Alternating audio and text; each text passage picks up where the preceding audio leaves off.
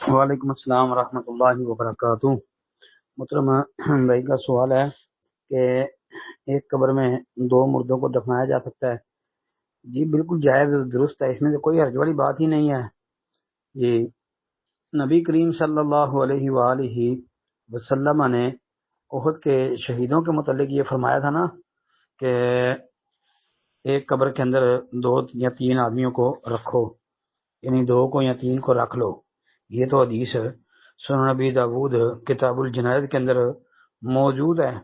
انشاءاللہ محدث البانی رحمۃ اللہ علیہ کی صحیح ابو داود دیکھ لیں، 2754 نمبر ہے، اور یہ جو سنن نبی داود ہے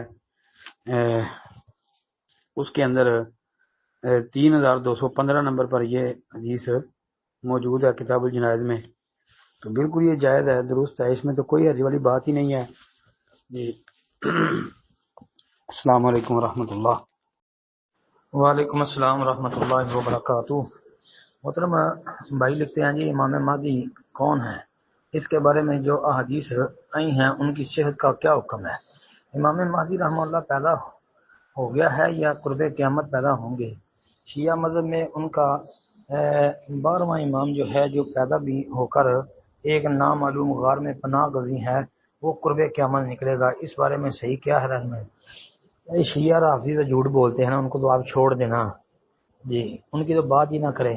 باقی رہ گئی بات امام مہدی رحمۃ اللہ علیہ کے حوالے سے، جی یہ تو انشاءاللہ آئیں گے، اور ان کے متعلق تو بہت ساری حدیثیں ہیں، بلکہ سنن نبی داود وغیرہ کے اندر آپ دیکھیں باقاعدہ کتاب المہدی موجود ہے، امام مہدی رحمۃ اللہ علیہ کے متعلق ایک پورا چیپٹر آپ کو ملے گا۔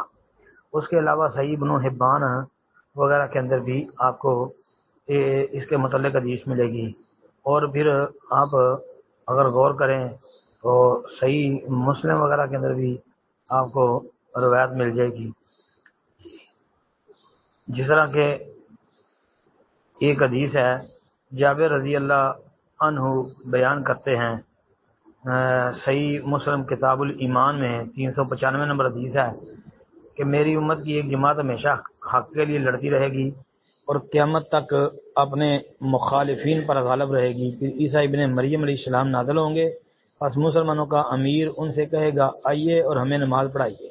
سیدنا عیسیٰ علیہ السلام فرمائیں گے کہ نہیں، بے شک تم میں سے بعض پر امیر ہیں، اللہ تعالیٰ اس امت کو بزرگوں برتر سمجھتا ہے۔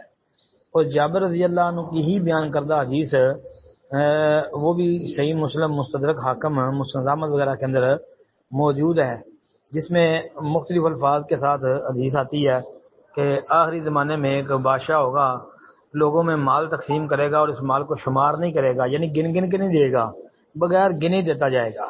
اور ایک حدیث میں یہ الفاظ بھی ہیں کہ میری امت کے آخر میں ایک خلیفہ ہوگا جو لپ بھر بھر کر مال دے گا اور اس کو شمار نہیں کرے گا۔ اور ایک حدیث میں یہ بھی ہے کہ تمہارے خلفاء میں سے ایک خلیفہ ہوگا جو لپ بھر بھر کر مال تقسیم کرے گا اور اس کو شمار نہیں کرے گا۔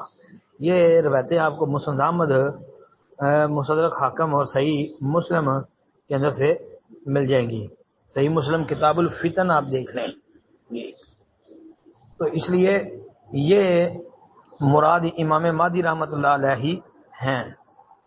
پھر وہ حدیث بھی جو صحیح بخاری کتاب احادیث الانبیاء اور صحیح مسلم کتاب الایمان میں موجود ہے کہ ابو ہریرہ کہتے ہیں نبی علیہ الصلوۃ والسلام نے فرمایا تمہاری کیا حالت ہوگی جب عیسیٰ علیہ السلام تم میں نازل ہوں گے اور تمہارے امام تم میں ہوں گے، یعنی تمہارے اندر سے امام ہوگا، امام تمہارا ہی ہوگا۔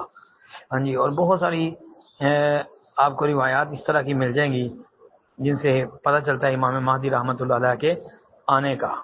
جی باقی یہ شیعہ رافضی جو بات کرتے ہیں ان کو چھوڑ دیں آپ۔ السلام علیکم ورحمۃ اللہ۔